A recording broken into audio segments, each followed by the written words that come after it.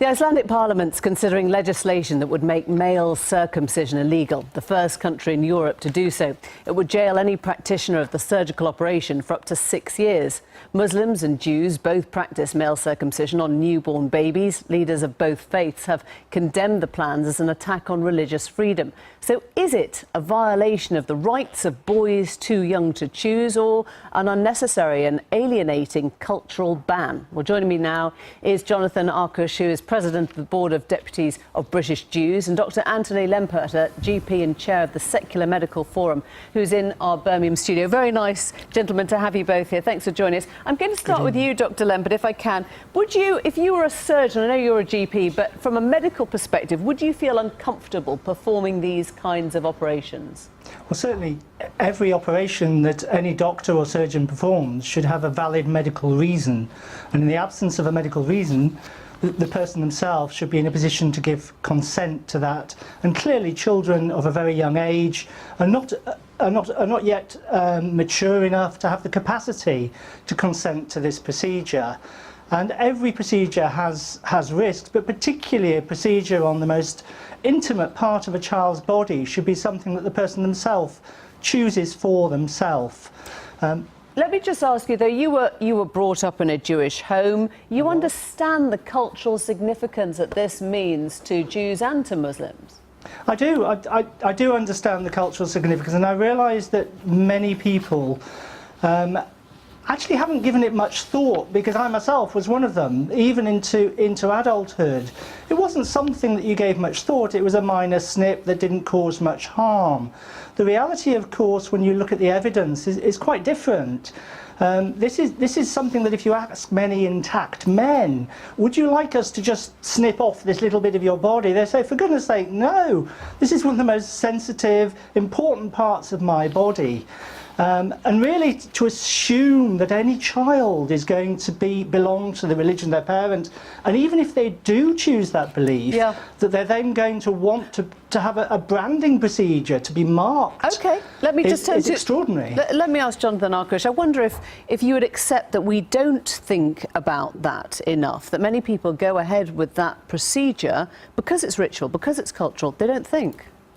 As a Jewish father myself, of a son, I absolutely thought about it, as did my wife. And we had no doubt whatsoever we wanted our son brought up in traditional Jewish religious values and complying with what we understand to be the divine commandment in the Torah. And if you hadn't gone ahead with it, how would you have felt, your wife have felt, or your son have felt? I would not have wanted my son to have grown up with other Jewish boys going into the changing room in the swimming pool and being different. I wouldn't have thanked my parents if, under Mr. Lempert's rule, at 16, I'd have been asked whether I want the procedure and told, of course, at 16 it is rather painful and rather more hazardous. I'd much rather they did it when I was 8 days old as they did, and I thanked them for it. Anthony, you called it branding a second ago. I wonder if you could see it instead of identity. I mean, that's what Jonathan's talking about, isn't it? Well, it's forcing your child to adopt an identity of the parent's choice. But we do that the whole time. We do that to our children the whole time, whether it's the language we teach them or the religion we bring them up in, or whether we pierce their ears as babies. All these things are choices that parents make. Any permanent bodily modification is something that really should not be done by parents. Of course, parents should share their values with their children, but there are limits to this. Sharing ideas is one thing, but making a permanent bodily change, particularly to the most intimate part, is really going way too far and breaks all the codes of child safeguarding that I'm involved in. Can I just say one other thing? Just let me bring Jonathan in for 1 second, because it is the irreversibility, isn't it, that makes this different to everything else, that a child has no chance and no choice. I don't know any Jewish boy who would ever want to reverse it. We are proud of the way we look. It is integral to our core values and our identity, and I am delighted that my parents enabled me to have a procedure to be part of that identity, and I wouldn't want to have to choose it as an adult. Let me just ask you then, if Iceland does go ahead and the Parliament bans it, how will you feel about that? The most amazing thing is that Iceland, as a liberal country, is doing something extremely illiberal. Just banning something because you don't approve of it. Why don't you ban smoking, which causes real harm, including to people who don't smoke? I wonder what message the Icelandic Parliament sends out by doing this, Anthony.